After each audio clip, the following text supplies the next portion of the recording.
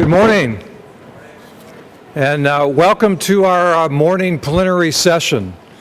I'm Dennis O'Neill. I'm the Dean of Engineering and Computer Science here at Baylor University, and I was asked to introduce our speaker this morning. I had the pleasure of actually meeting him yesterday. He spent some time in our school yesterday afternoon, meeting with some of the faculty and students, and we got to learn a little bit about the programs that he's in charge of at Notre Dame.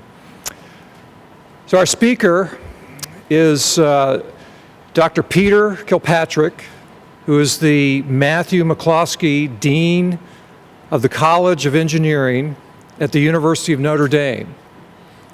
From 1983 through 2007, he was on the faculty of chemical and biomolecular engineering at North Carolina State University, serving also as the department chair from 1999 to 2007. He was the founding director of the North Carolina Biomanufacturing Training and Education Center from 2004 to 2007. And since 2009, he's taught a course in technology, engineering, and ethics at the University of Notre Dame. In 2010, he co-organized a conference in Budapest entitled Human Dignity in the Modern Academy: Challenges at the Interfaces of Science, Technology, and Medicine. His research focuses on self-assembly of molecular species and their surface and interfacial activity, areas in which he has published over 90 papers. Let's welcome Dr. McCloskey here.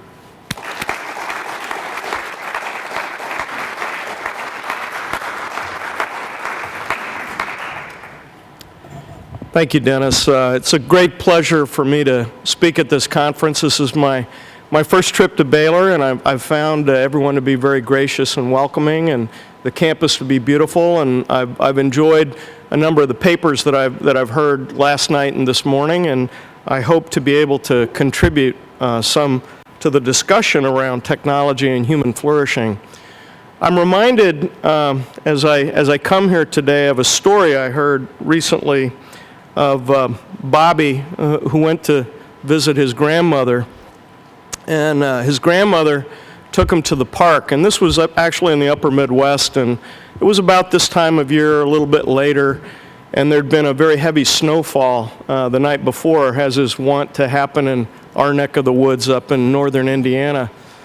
And Grandma took Bobby into the park, and they were looking at the park, and there was this beautiful coating of snow, and Grandma looked at Bobby and said, isn't that absolutely spectacular? Did you know that God painted that for you, that snowfall that we see? And Bobby, kind of bright-eyed, looked up at his grandmother and said, "Yes, Grandma, that's right." And he painted it with his left hand. And grandmother kind of looked at Bobby kind of quizzically and said, "With his left hand?"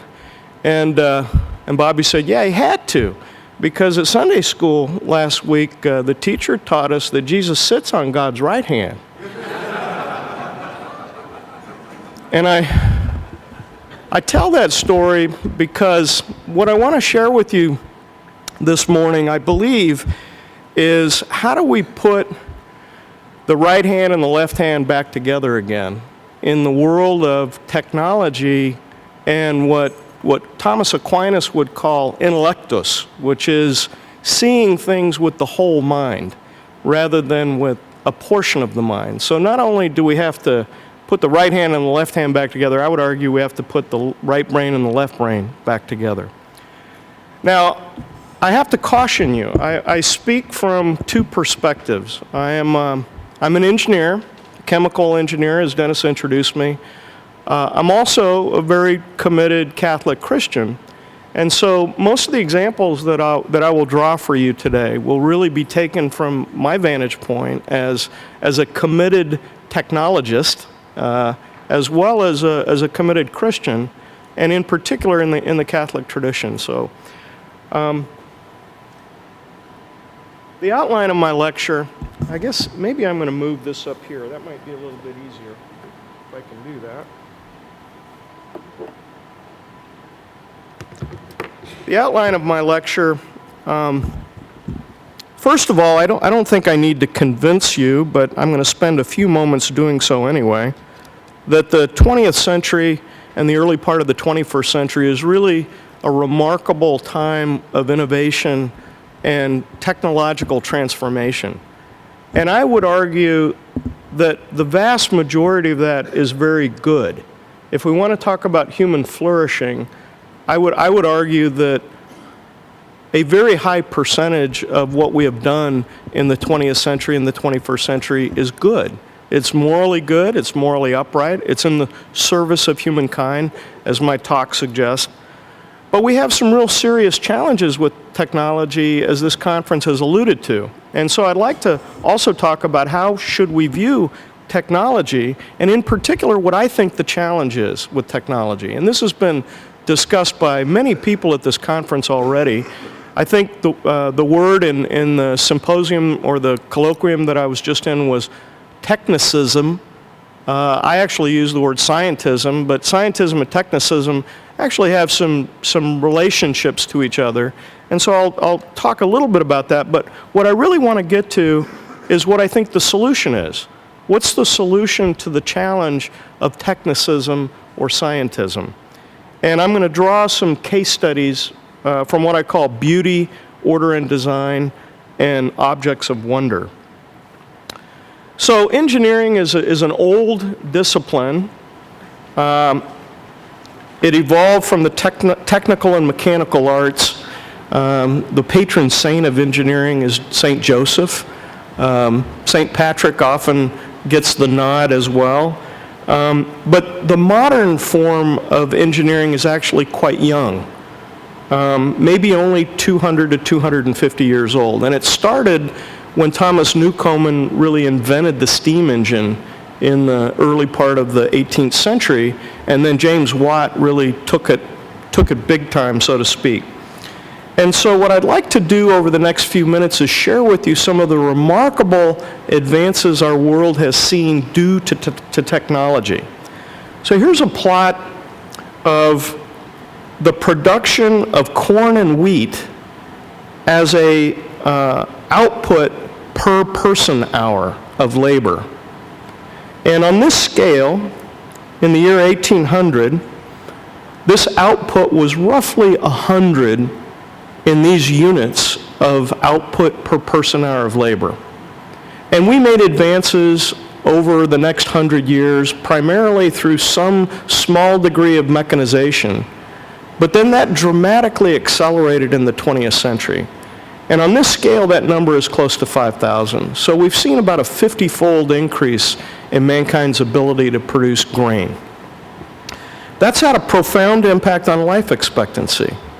If you look at life expectancy, as late as 1900 in most parts of the world, life expectancy was 20 to 30 years of age. And now life expectancy is approaching 80 in most industrialized countries. And that's primarily because we've not only managed to produce food at large scale, we've managed to cure a number of infectious diseases and a number of other issues. And this is probably not unknown to you. The world population, as we know, was about 500,000 in the Middle Ages. It first hit, or half a billion. It hit 1 billion about the year 1700. Now we're at 7 billion. This is a plot of world population over time from Wikipedia. Here's a plot of some miraculous trends in health. And what we're plotting is per capita deaths due to a number of diseases: tuberculosis, whooping cough, diphtheria, typhoid, AIDS, sudden infant death syndrome. And in every case, we see modern technology, modern biomedical technology, has been able to dramatically reduce deaths per 100,000 due to these diseases. At Notre Dame, we have faculty working on leishmaniasis in the third world, malaria, which is still a pernicious killer in Africa and many parts of the global south. Here's a plot of infant death per 1,000 live births, which was around 100 at the turn of the century and has dropped to under 10 now in the United States over the last decade. A similar plot of maternal mortality, which was around 1,000 per 100,000 live births at the turn of the century and is now in the noise, literally. It's mothers rarely die, and that's just a wonderful advance of medicine and medical technology and antibiotics and the ability to monitor the health of the baby and the mother. Just remarkable stuff.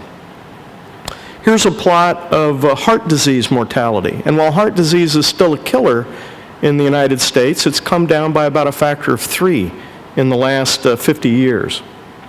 We've had dramatic increases in GDP growth and economic and productivity gains due to technology. And many people worry about our environment, but the environment in the United States has actually gotten dramatically better. In the last 50 years, we've reduced emissions 54% just since 1970, and much of that was due to the creation of the Environmental Protection Agency in the 1970s. And then here's a plot of just some of the amazing inventions of the 20th century.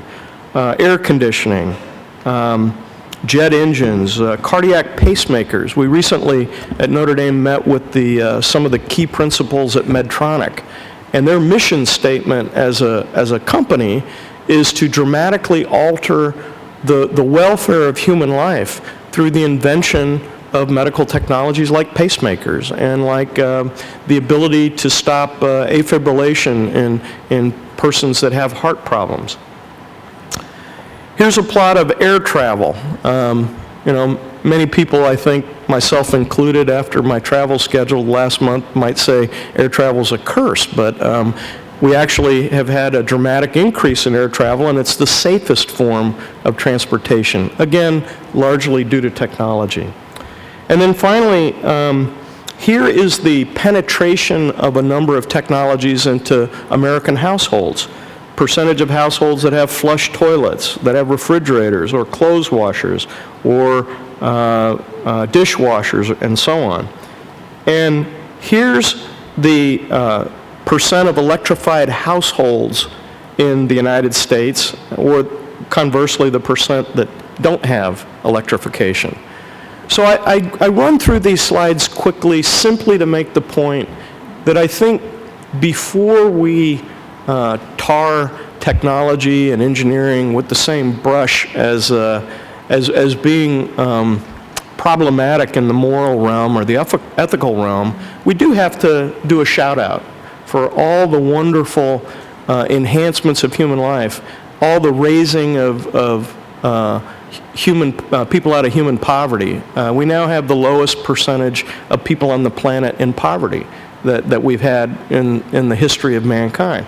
We still have a lot of poverty on the planet. The 1.5 to 2 billion people that live on $2 a day.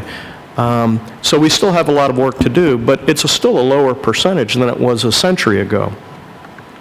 So what good must we be about in the 21st century? Well, the National Academy of Engineering has published what it calls the grand challenges of engineering. And I'd like to talk for a few minutes about those grand challenges and why they're grand challenges. So what we've seen technology do for the world in the 20th and 21st century is enable the global community to grow, actually grow very dramatically, and to extend its lifetime to the point where we now have, as many people say, a global village where everyone is interconnected. And you can make this point pretty dramatically.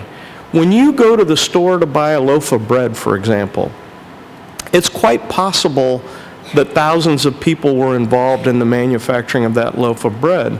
And it's also quite possible that the grain in that loaf of bread came from somewhere in the global south. Maybe it came from the Mato Grosso in Brazil. Maybe it came from a wheat field in South Asia. That loaf of bread somehow connects you, I would argue, economically. It connects you morally. And I would argue it connects you in solidarity with pretty much everyone else on the planet.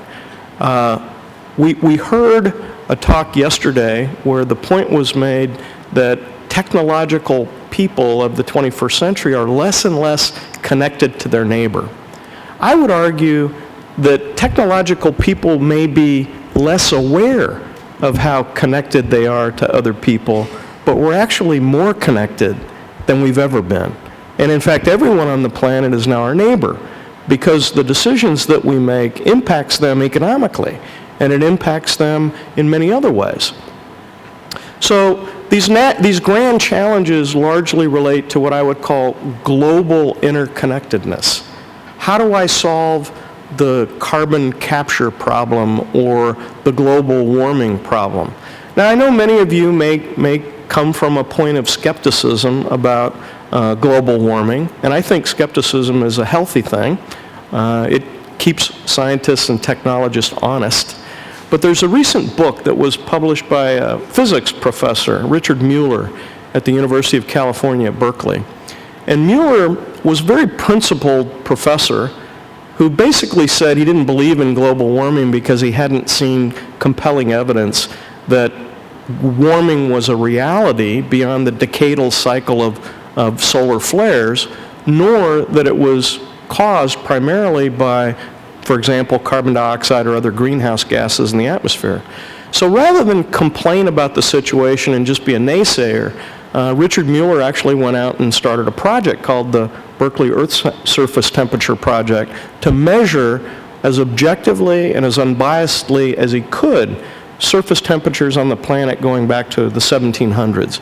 And he concluded from that study that, gosh, the evidence is actually pretty compelling. And I would argue that if you go to Antarctica and you look at what's happened to the size of the Ross ice shelf, or if you consider the fact that we now have a northwest passage that we never had before in the summer, or you look at any of the number of evidences, there should at least be enough suspicion in your mind that maybe there is something to this global warming thing. Creating clean water for the planet in the 21st century. We will fight wars in the 21st century over water. Solving pernicious diseases like cancer that continue to climb in terms of the percentage of our brothers and sisters that they claim in death. Cancer is now the #1 killer, and we're still struggling with an intrinsic understanding of cancer and how to cure it. So there's many technological challenges that face the 21st century global community, and I would argue, again, we're all connected. So some of the aspects of our world in 2011 or actually, this is a slide I used from an earlier presentation, so I should have updated it and said 2012, is we've become a very flat global community. Again, our resources and how we use them impact developed and developing communities and environments, and we're very interconnected. Nations will fight over water. Clean, abundant energy is one of the predominant demands of the 21st century. In fact, if you're not familiar with what's happening in the global south, if I go to a remote village or even a small city in Bolivia or Uganda or the Congo, and I encourage you to do that, to see what it's like in those portions of the world, what I'll find is those people will spend about 20 to 50 times as much for their electricity as I will. And the reason for that is they don't have a grid, they don't have an electrical grid like we do, and the only way they can generate electricity is to burn diesel fuel. And the problem is most of those communities don't generate or produce diesel fuel, so they have to transport the diesel fuel into their community, and as a result, they end up spending considerably more than you or I would. Well, that's a recipe for a cycle of poverty that those people will never get out of. So one of the projects we're working on at Notre Dame is how to create hybrid microgrids that use renewable energy that would enable people in the global south to have access to electricity at a price that would be comparable to what we pay for electricity. And in this way, they can provide education for their children, they can have power to transport themselves and to have industry, and they can lift themselves out of poverty. But if you don't have clean, abundant energy, if you don't even have access to it, you're in a cycle of poverty that you really never get out of. And finally, we must develop really good models of sustainable cities. Now, I'm going to skip this slide on what we're doing at Notre Dame. I've mentioned a few of them already. But let's talk about, and these are some examples of exemplary goodness in technology. I'll leave these slides with Darren, and he can distribute them if people are interested in them. But let's talk a little bit about our view of technology. And I want to quote Pope Benedict, who's actually written quite a bit on technology. Pope Benedict says, technology is a profoundly human reality. It's linked to our autonomy and our freedom. In fact, Patrick Deneen talked a little bit about that last night. In technology, we express and we confirm the hegemony of the spirit over matter. The human spirit, increasingly free of its bondage to creatures, can be more easily drawn to the worship and contemplation of the Creator. So what Pope Benedict is saying here is technology is a good thing, not just from the standpoint of what it does for human persons in terms of their physical well-being.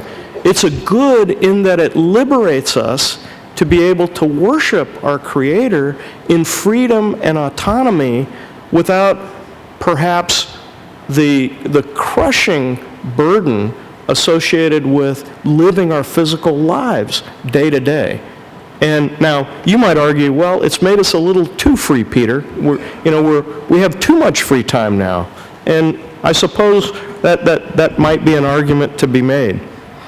Technology enables us to exercise dominion over matter. And in fact, in that regard, it is a response of the human person to the commandment, till and keep the garden, right in Genesis. It touches the heart of the vocation of human labor. In technology, seen as the product of his genius, man recognizes himself and forges his own humanity. That sounds a little spooky, but the Pope goes on to say that technology is, in a sense, and I have it in italics here, this response. But there's a challenge, and I think I quote that on the next slide. Let me skip to it. But human freedom in exercising technology is authentic only when it responds to the fascination of technology with decisions that are the fruit of moral responsibility. So where does moral responsibility come in how we deal with technology? I think more and more philosophers are beginning to recognize that moral responsibility is often rooted in our religion. And in fact, what we're seeing with technicism, with scientism, in the previous session we heard about the religion of transhumanism. It's actually a religion. So how do we deal with religions like those that don't have the moral code or the moral responsibility in response to technology that we have? Well, let's talk a little bit about what causes scientism. First of all, scientism is alive and well in this country, in the United States. Fewer than 8% of the members of the National Academy of Science profess belief in God. And this was a Nature paper that was published in 1998. I suspect the statistics may even be a little more dire today. As I said, scientism is a belief system. It's a religion. It's a belief that there is no transcendent reality, and it's a purposeful ignoring of what I would call first causes. You literally, to be a proponent of scientism, I think you have to ignore the natural human tendency to ask the question, why, about first causes. So for example, when Einstein was presented with the reality of the Big Bang Theory in the 1920s, he invented a cosmological constant for his theory of the universe that predicted a universe that was eternal. And he admitted later in his life that it was the biggest mistake he ever made in science. So he admitted really deception in his own science because he clung to this notion that there couldn't have been a God who created the universe. And yet I would argue that, the Big Bang and theory and our understanding of the beginning of the universe sounds remarkably like what we read about in Genesis, creation out of nothing. Another challenge with scientism is that we've lost this idea of what truth is. So for centuries, everyone always believed that truth was being, and that authentic being was where the reality of things were. And Pope Benedict, in his book in 1968, Intro to Christianity, says, no, verum estens has morphed into verum quia faciendum, which means truth is what we can make of it. Truth is what I can produce as an artifact, as a technological artifact. And so technology creates this challenge where if we unhinge our understanding that there must be first causes that undergird all of reality, if we unhinge that and we ignore that, then we can actually begin to believe that the truth is however I will make the world into being. And that, in fact, is what the religion of the transhumanist is. So we've disconnected efficient material causes, that is, what immediately causes something to be, from first causes or final causes. And I would argue that's an abuse of reason. So theologians and philosophers identify a number of plausible reasons, again, for why this religion of scientism and technicism has arisen. Again, a rejection of final causes, a rejection of transcendental reality. And Pope Benedict went a little step further in his Regensburg lecture, and he talked about what's called de-Hellenization. So when Greek philosophy and Christianity fused in the first few centuries of the Christian church, we had really, or what some people will call when Athens meets Jerusalem, we had a fusion of faith and reason. And the Christian reality was that we would always apply reason to our faith to the degree that our reason could give us answers. And when reason fails, such as it does with first causes or with final causes, we would inform our understanding of reality and intelligibility with our faith. And so Pope Benedict in this lecture talks about how the Enlightenment really has disconnected this happy marriage of faith and reason.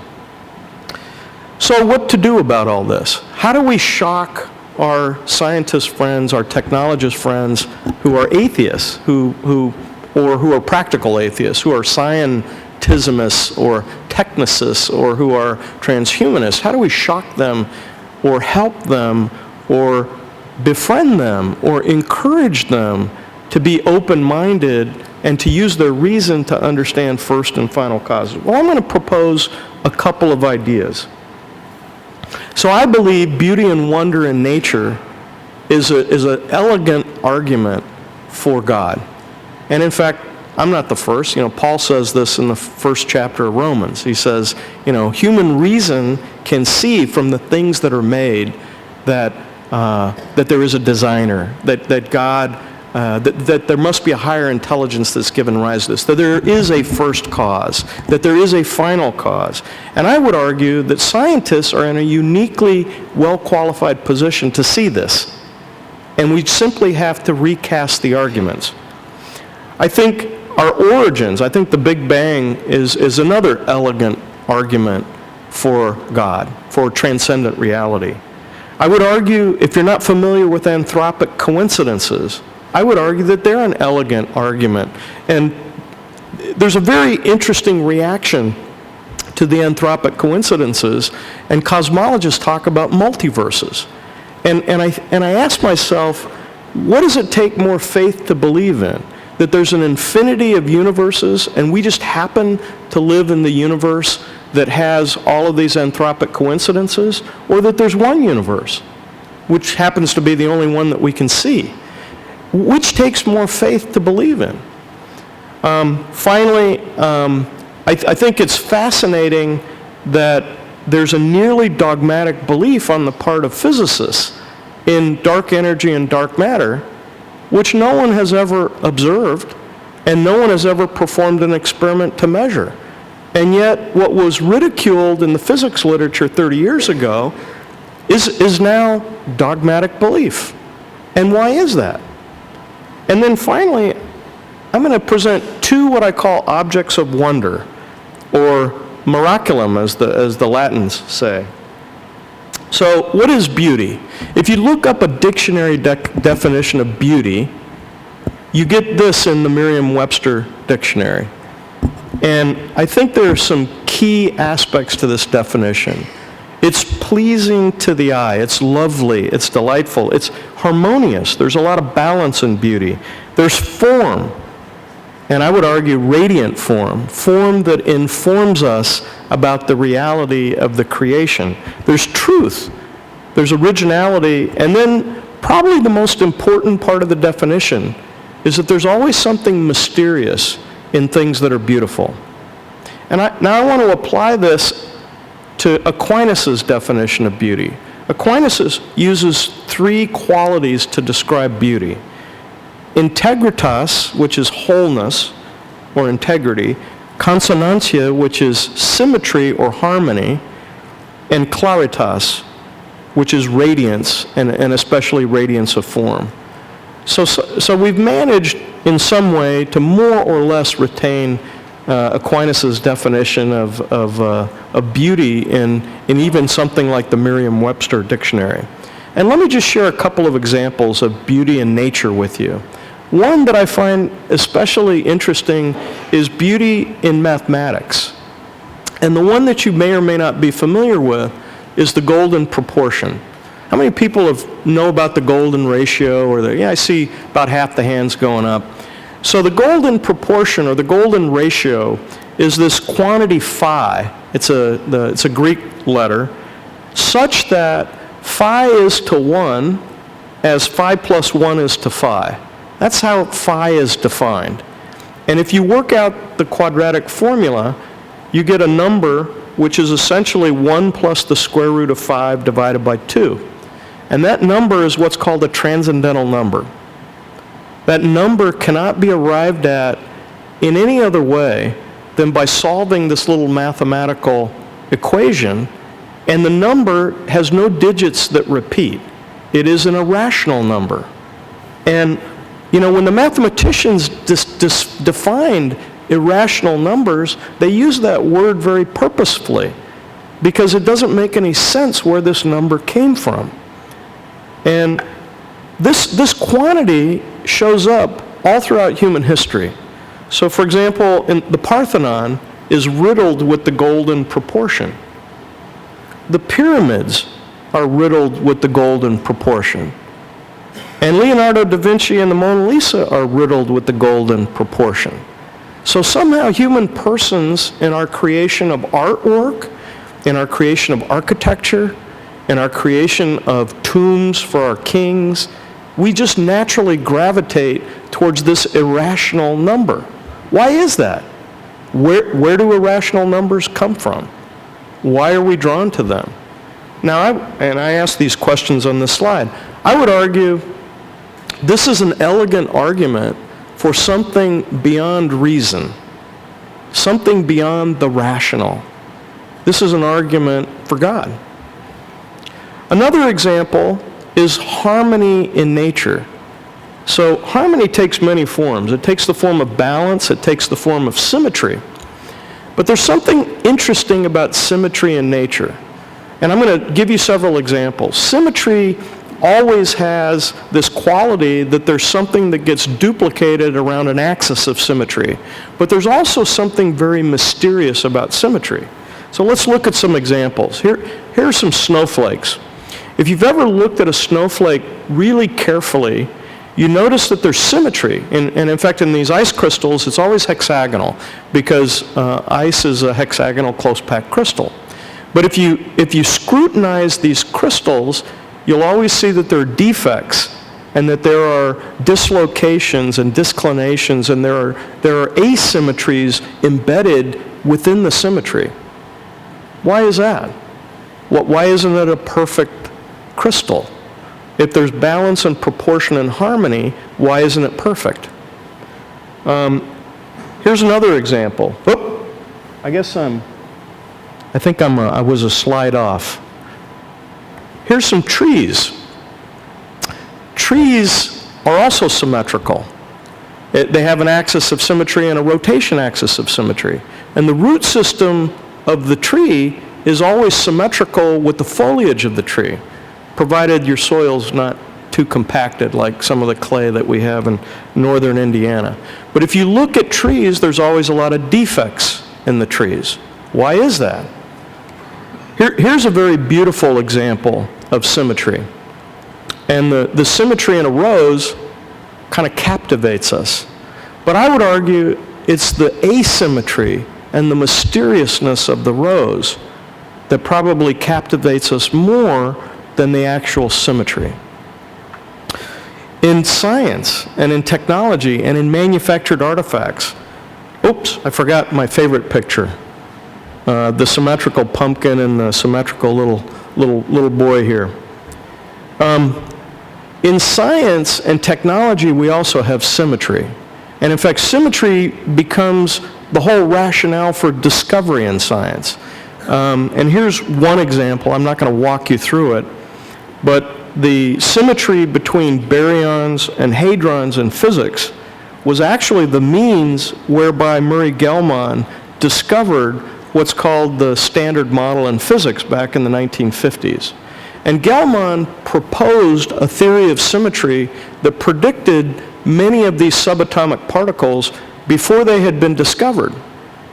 And then an experiment was done. And the experiment didn't show the existence of these particles. And he said the experiment has to be wrong because the theory proves the existence of the particles, and the theory is far more beautiful than the experiment. And so a second experiment was done, and it didn't show the existence of the particles. And 7 experiments were done before physicists in the early 1960s actually began to find evidence of this model. And Gell-Mann said, one thing that makes the adventure of working in our field particularly rewarding, especially in attempting to improve the theory, is that a chief criterion for the selection of a correct hypothesis seems to be the criterion of beauty, simplicity, or elegance. And I would argue that's how we've advanced in science. So where does the beauty come from? I think this is the question we need to ask our friends who are infected with scientism or technicism. Where does the beauty come from? How could that design be in nature with all these qualities? I see that I'm running a little bit short on time, so I'm gonna skip through the Big Bang Theory, which I suspect you all know about. I think that's another eloquent argument. I'm going to skip the anthropic coincidences, and I'm going to say a few words about objects of wonder. But before I do that, I want to mention radiant form. So beauty is a form that has 2 aspects to it. It has an external aspect, so what we see, the rose that we see, the baby that we see, the experiments that we do on the subatomic particles that show us that they're symmetrical. And then there's another aspect that's internal to the beauty of the object. And that interior aspect is called radiant form. And the interior aspect is actually the raison d'etre of the object. It's what gives rise to the beauty of the object. It's the blueprint, so to speak, of the object. So which is more important?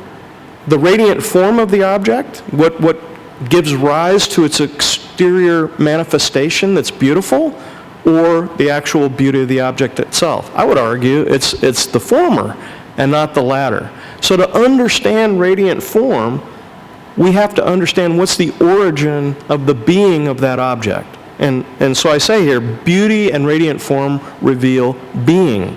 And again, I think these are the kinds of arguments that we have to make with our scientists and technologist friends to help them understand that they're not getting the whole picture. And I want to conclude with just 2 stories. And I realize this might be a little controversial, but I'll do it anyway. How How many people have read the book, The Voyage to Lourdes? I see no hands. This is a very interesting. How many people have heard of Alexis Carrel? And I see no hands. So Alexis Carrel was a medical doctor in France in the late part of the 19th century. In fact, he was on the cover of Time magazine. Here's a picture of him. He won the Nobel Prize in medicine in 1911. He invented many things related to heart surgery.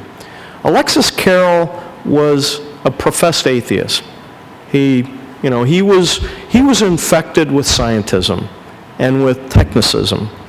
And on a dare, he went to Lourdes. And you may be familiar with Lourdes. Lourdes is a place in southern France that Bernadette was reputed to have witnessed the Blessed Mother, the Virgin Mary, back in the 1850s, appear to her.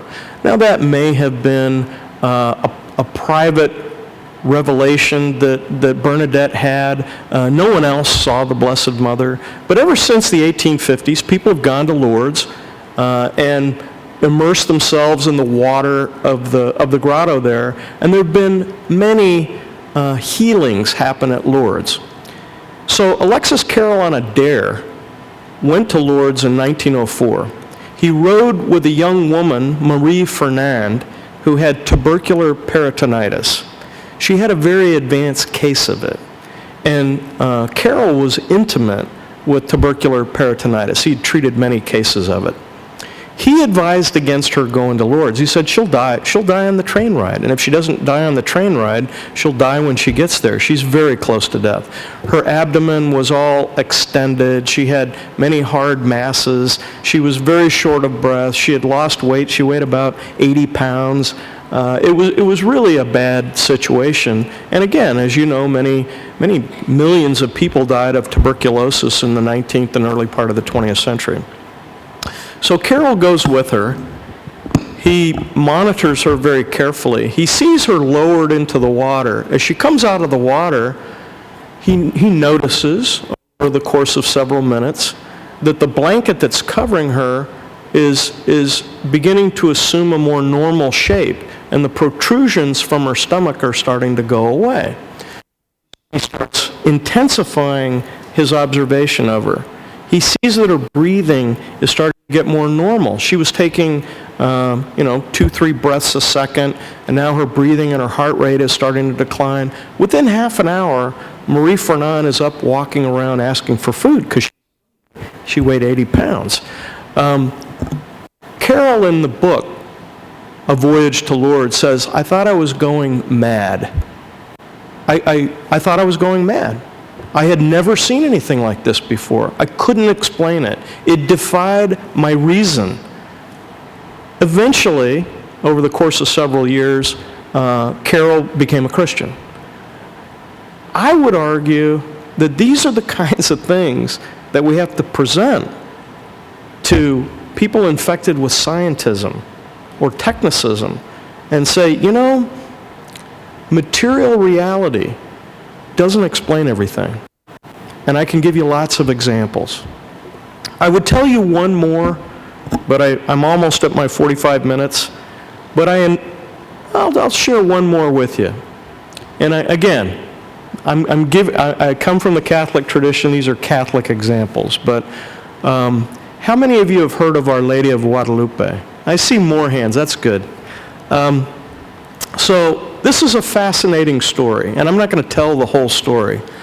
But suffice it to say that Our Lady of Guadalupe, Mary, appeared to this young Indian, Juan Diego, in 1531. It was a very interesting time in Mexico. The Aztecs were dying by the millions from diseases that the Spaniards had brought from Spain. Very few of the Aztecs had converted and become Christian. And Our Lady appears to Juan Diego. And part of the appearance to him was to get him to convince the bishop in Mexico City to build a basilica in her honor on the site where she appeared to him. So he collected up all these roses that she gave him when she appeared to him, and he took them to the bishop. And after a few hours, the bishop finally saw him, and when Juan Diego let down his tilma, this maguey cactus fiber cloak that he was wearing containing the flowers, he had this image on his cloak of the Blessed Mother that you see in this picture right here. And in fact, I went to St. Francis Church, and they've got a very nice image of Our Lady of Guadalupe here in Waco. There's some fascinating things about this tilma, this maguey cactus cloak. It's now 481 years old. A typical maguey cactus cloak should have deteriorated in 20 years. The colors on the cloak are as brilliant as they were 480 years ago. The temperature of the tilma is 98.6 degrees and has been measured by many scientists and many technologists. The image on the cloak is not a painted image. It's a photographic image. There's no base coat. There's no way of understanding how the image appeared on the cloak. The eyes of the woman in the image have what are called Purkinje-Sanson reflections in them. So if I look in your eyes and you're looking at me, I will see an upside-down image of myself in your eyes.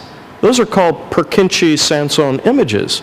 If you magnify Our Lady's eyes on the image, there's a picture of a little bearded Indian upside down, Juan Diego.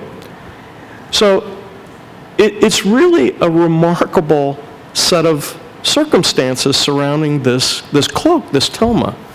So I asked my friends who don't believe in transcendent reality, how do we explain that? How do we explain that and the thousands of other objects of wonder that occur in our world all the time? How do we explain those? So I've shared with you, I could give you several more. One of the others is the rapid evolution of the human brain. We now have evidence that about 6 to 8 million years ago, there was a gene in the primate brain that evolved about 100 times faster than it should have, according to selection pressure, and that's what gave rise to human beings. How did that happen? How did this gene do something very strange according to the laws of molecular evolution and evolve 100 times faster than it should have, so that the human cortex would grow from a primate cortex of a few hundred grams to nearly 1,500 grams? Again, scientists have no explanation for this. And I could give you many other examples. So let me make just some concluding remarks. Technology, in my opinion, is a wonderful invention of humankind. And I believe the technologies that we have in the 20th and 21st century are absolutely remarkable. And in some sense, they're a manifestation of our God-given abilities. We were created in God's image. Part of being created in God's image is our creativity, is our ability to create. And so God gives us this remarkable ability to create tools that make our lives better. We have to be attentive, though, to drawing very clear lines between what we can and what we must not do with technology. And this conference has really focused on much of that. I would argue what our culture needs right now is a re-evangelization. You know, we live in a post-Christian culture in the United States, downright pagan. And what we need are arguments. We need reason. We need witness. We need faithful living that serves as a means to re-evangelize our brothers and sisters. And with that, I appreciate your patience with me, and I'd be happy to answer any questions that you might have.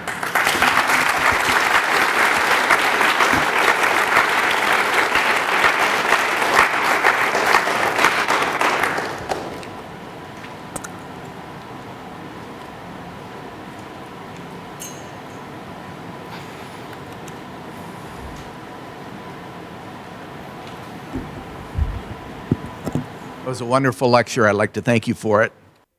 I have a question. I hate to challenge the Pope, but I do have a question about one of the quotes. Sure. The quote was that technology will free us from the drudgery of life to allow us to live more fully.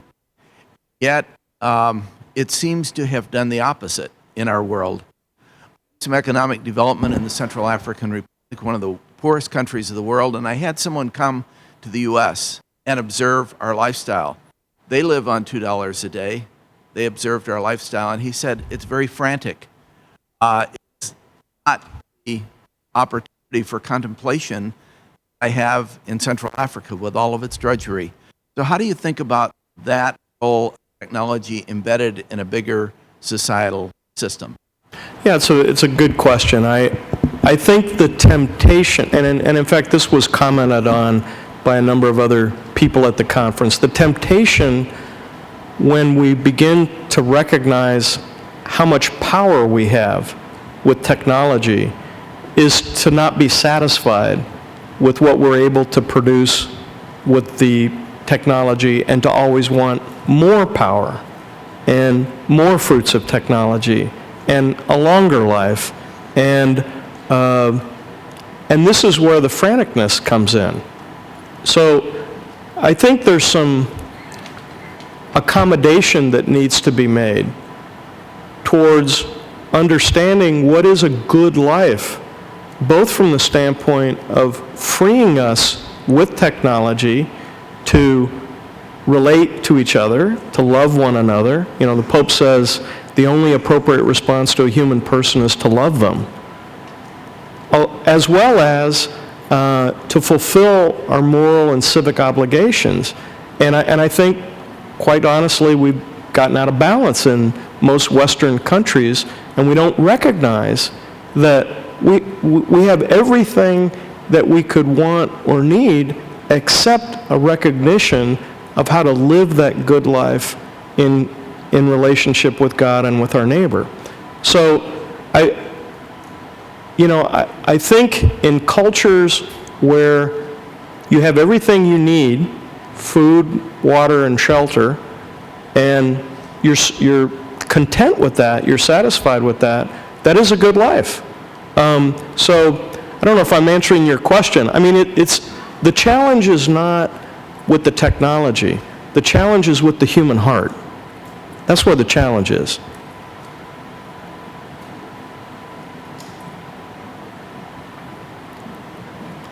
Professor, thanks for your lecture. I'm a graduate of the ACE program at Notre Dame, so it's good just to see the dome up on your PowerPoints. I had a comment about the previous question and then a question of my own. The Pope and the wonders of technology were able to do this instantly, for better or for worse. Pope is actually quoting Gaudium et Spes. Took a minute to read it. And the point that the pastoral constitution makes is that there's this paragraph about technology, but the quote that the Pope quoted is preceded by paragraph, further, when man gives himself to the various disciplines of philosophy, history, and of mathematical and natural science, when he cultivates the arts, he can do very much to elevate the human family to a more sublime understanding of truth, goodness, and beauty. So this, being less subjected to material things, has this part of understanding reality and the logos, not so much in technology. My question is, I think you make a good point that you need to present to the scientism, technologism, that there are things that are transcendent, and it seems your emphasis is on miracles. And my immediate reaction, I'm a high school teacher, is that my students often see faith that is founded on miracles as a superstition, not so much as the height of reason. I guess I wanted to know, from your experience in the scientific community, what is the typical reception to an evangelization via miracles? Yeah, I hope I didn't leave you with the impression that my only tool in my toolkit for attempting to draw my friend's attention to the transcendent was miracles. It was one of several. So we talked about beauty and wonder in science. We talked about the anthropic coincidences. We talked about cosmology. And then we talked about these objects of wonder. I do think, however, that it is unscientific to reject the evidence of miracles as not existing. I think that's unscientific. I think, science is grounded on the notion that you use the evidence at your disposal and you draw conclusions by inductively reasoning and then proposing theories that match that inductive reasoning. Well, there are literally thousands of documented events of objects of wonder that defy explanation on materialist grounds. And I don't think we can just ignore those. I think we ignore them at our peril if we just say they don't exist. So it's not my only argument, but I do think it is an important argument. We tend to think of technology and tools as being sort of instruments for accomplishing a purpose, like in the problems that you talked about solving early on in the lecture, and then you move to objects of beauty and wonder. So could you bring that, maybe talk about the importance of design aesthetics when it comes The importance of what now? design aesthetics? How important is good design, right? Good design. Given that we see objects of beauty and wonder in the world, and maybe as Christian engineers we have not just solving a problem, but creating something of beauty and wonder. Yeah, I think design. Thank you for the question. I think design is at the very heart of creativity, of technology, and of course is at the very heart of what we observe about God and nature, and what we know about God from His imprint on the world. So I would say that engineering design in the 20th century was largely disconnected from the human sciences. So we often design things technologically to fulfill a function without maybe appropriately taking into account either the impact on human society or how to integrate it with human society. So an example of this is, the iPhone.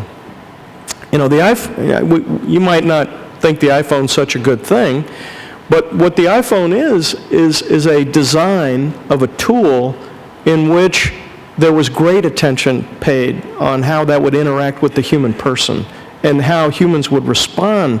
And so I think what we're discovering in the 21st century is how to design things much more holistically, with ends in mind that include integration with human society, that include environmental justice, that include sustainability, and hopefully we can get to a point where we begin to design things that take into account our right relationship with God. I'm not sure that last step is going to be a mighty big step, living in a post-Christian, very pluralistic society. But I appreciate your question.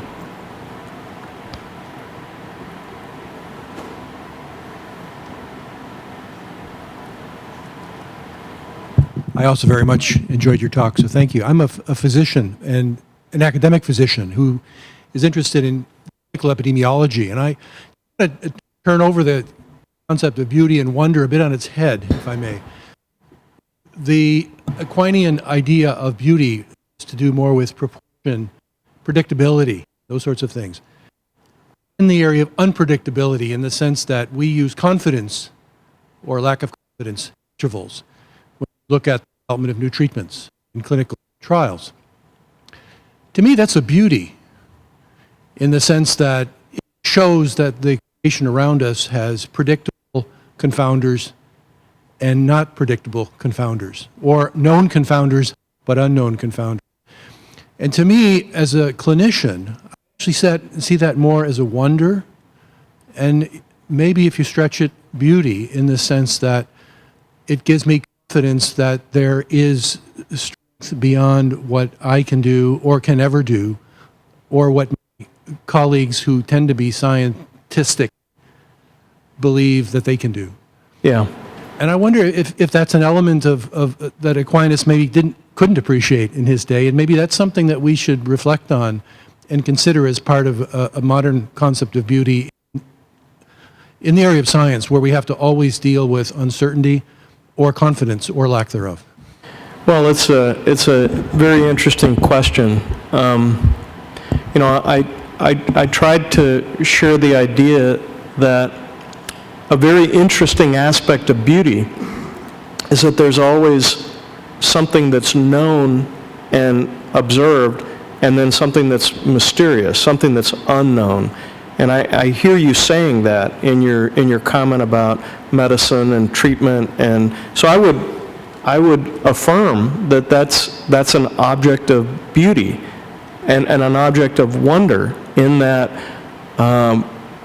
we don't have to have all the answers, or we don't have to have the perfect answer when we're attempting to help somebody and to heal them and to provide support for them, in a medical or any other kind of a situation.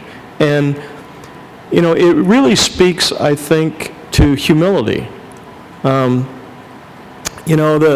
think the whole point of mystery is to ensure that as human persons, we don't become so self-confident in our ability to recreate ourselves or to solve medical challenges or to know, everything there is to know about the universe, but that we maintain an attitude of humility with respect to our need to want to learn more, but to receive it in docility. And that's a virtue that I guess is in great need right now. This whole virtue of humility and docility.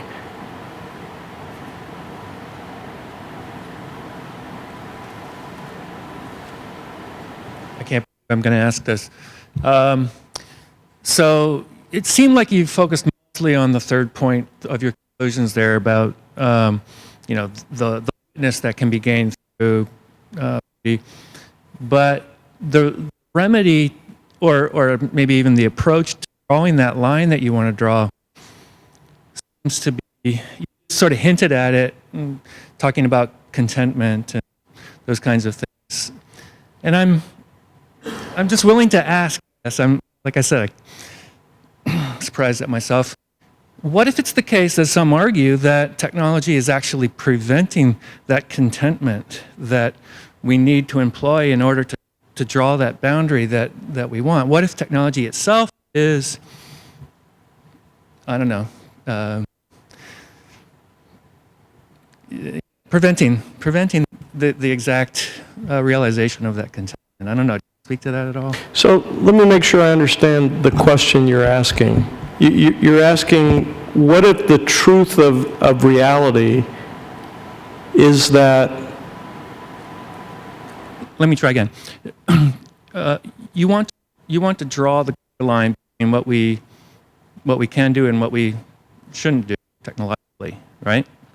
Well, I would agree that that's a very difficult line to draw in many, many circumstances.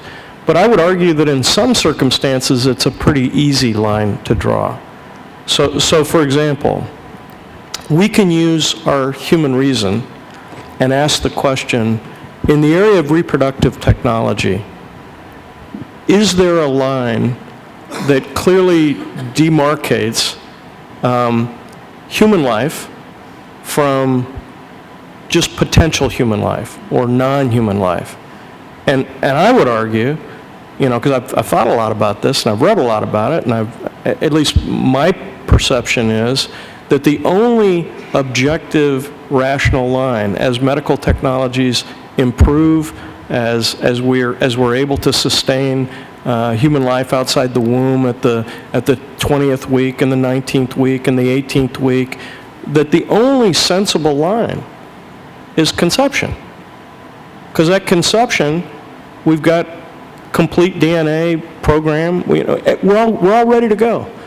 And under any normal circumstances, everything will evolve naturally. So I would argue there's a line that should be drawn between what we do with reproductive technology before we have an embryo versus after we have an embryo.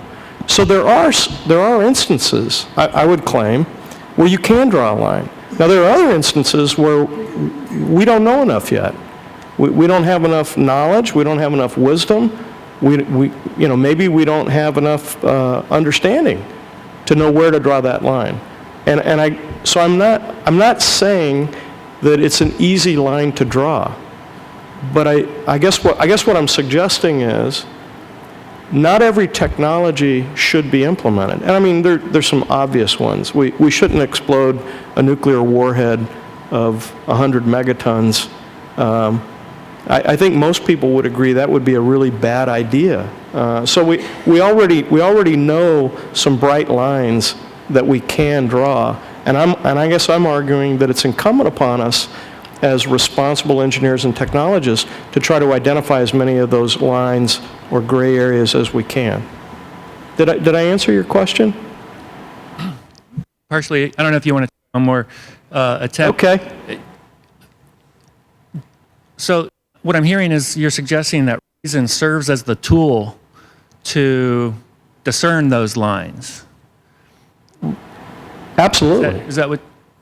Absolutely. And then in those cases where reason is insufficient, then do you have any suggestion? Yeah, I mean, that's a great question. That's a great question. What do you do when your reason is insufficient to guide you in how to make a moral judgment or to make a technological judgment? There's a principle in the ethics of technology called the Wingate principle. I don't know if any of you have heard of this principle before, but what the principle says is if the consequences of if the evil consequences of a technological act are sufficiently severe, and you don't know if going down a technological path will lead to those consequences or not, there's uncertainty, it's wiser to exercise caution than to go ahead full speed ahead. That's called the Wingate principle. And I would argue, okay, when I can draw a line and I can clearly say, this is, we don't want to contaminate the earth with nuclear fallout from a 100 megaton weapon. We better make sure we never detonate one of these. I can also say, and again, this is my opinion, we shouldn't play with cloning and embryonic forms of life. Those should not, the only appropriate response to a human person is to love them. Those are human persons. In instances where I can't draw a bright line, if there's danger signs, I would say exercise caution.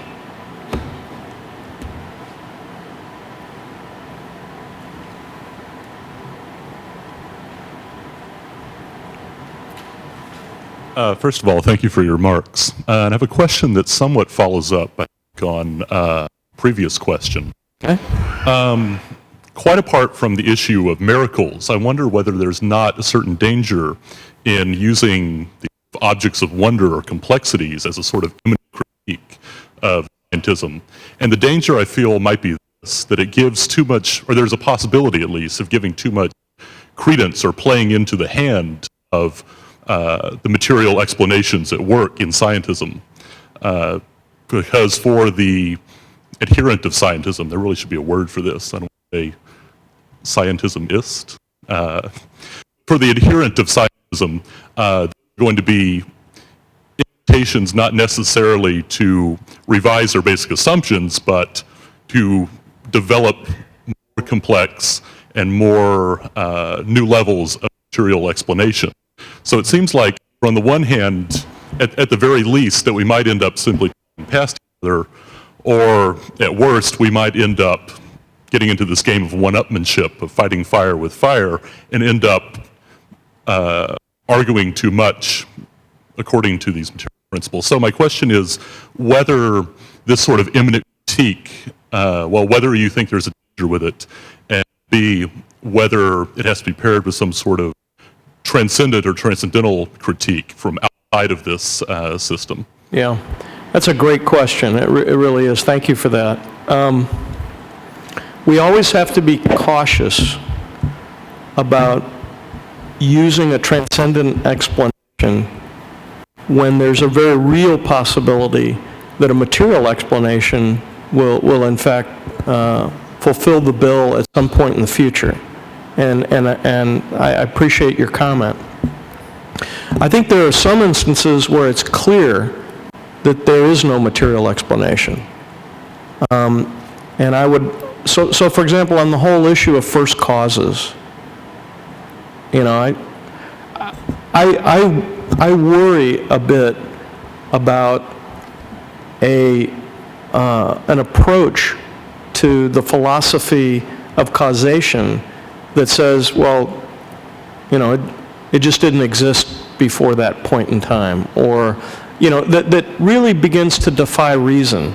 But your point is very well taken from the standpoint of many objects of wonder that would appear to defy material explanation. And in fact, what we're discovering in science, and this is a very interesting point, is that there are collective phenomena in the brain rather than discrete reductionist phenomena in the brain that can exert an influence not only on the working of the brain but on physical objects.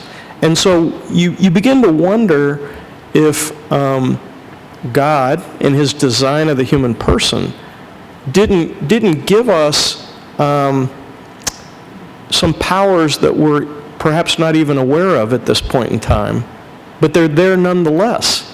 And so, and there's been some books written on this. The Spiritual Brain is one of them, which is a very interesting book. So your point's very well taken. And so I think we need to exercise caution. But what I would say is my whole point in introducing objects of wonder into the discussion is to serve as a cautionary note to people who profess scientism or technicism at being too sure of themselves that they have all the answers, because honestly they don't. And it's not a shout them down kind of situation. It's rather, have you considered this? And if you haven't, why not? I hope that makes sense to you. I'm concerned that the problem is bigger. Pardon? I'm concerned that the problem is bigger, that the nut's harder to crack than just convincing others through the use of, or through reference to miracles and so on. And I'm thinking here of Ellul's notion of technique, which suggests the kind of instrumentalist thinking that we associate with scientism is much more deeply entrenched socially and intellectually and even spiritually than we like to consider. And it's interesting because in some places he simply says, I don't know how to respond to this situation, but I'll try my best to describe it. And looking back at the Technological Society, a number of other works, I think we're still left with this fundamental problem. And this may be in part the basis for this entire conference, that it's not just simply a matter of technology, but it's a problem of technique and that sort of instrumental thinking. It's a great point. Culture is a combination of very deep-rooted attitudes about truth and how we can apprehend them. And those roots don't come up easily.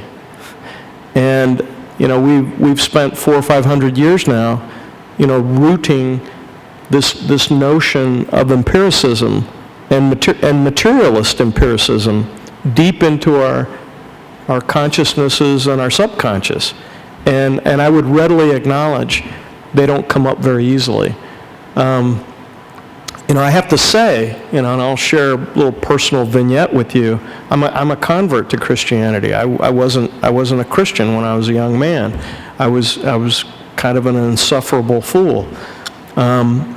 And I think if there's hope for me to be touched by the hand of God in a way that I came to know him not through my reason, but experientially, I think there's hope for everybody.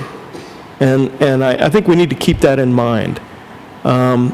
We don't do the convincing or the converting. I think the Spirit does the convincing and the converting. And all we try to be is faithful. And be faithful in a way that doesn't push the other person away. And that's a hard thing, but I think it's our job. Can I ask one final question, please? I affirm number 3 wholeheartedly. I want to thank you for a really terrific talk. I'm interested in sort of the educational aspect of re-evangelization. If we think one of the chief tasks of Christian University, Notre Dame or Baylor, is number 3. How are some of the ways in which we educate students to be engaged by beauty and wonder and nature? Yeah. And I'm thinking particularly with respect to the kind of educational curriculum to a school of engineering. Lots of people would say, how does that fit? So if you could describe or make an argument for a certain need, I'd be appreciative of that. Yeah, Darren, I think it's a good question. I think that at the very essence of education for beauty or wonder or really opening the mind to real substantial truths requires some, it's a combination of some basic philosophy. So just, philosophy is and theology are the queen of the sciences, and they've really, in many respects, kind of lost their place of pride in the modern university. And I think we need to restore them, but what that means is philosophy and theology departments have to make sure that they're focused on the most important questions that every human heart wants an answer to, demands an answer to. And so I think that's part of the education. I think within colleges of engineering, I think, one of the things we try to do is focus on the moral aspect of being an engineer. And, many of our engineering students, they get through 3-4 years of their education, they haven't been exposed to the NSPE Code of Ethics, and they haven't kind of zoomed in on, what does it mean to always hold the safety and the well-being of every human person foremost in your mind as you execute your profession. So I think there's a lot of concrete things we can do in institutes of higher education to inculcate this notion of wonder about the dignity of the human person.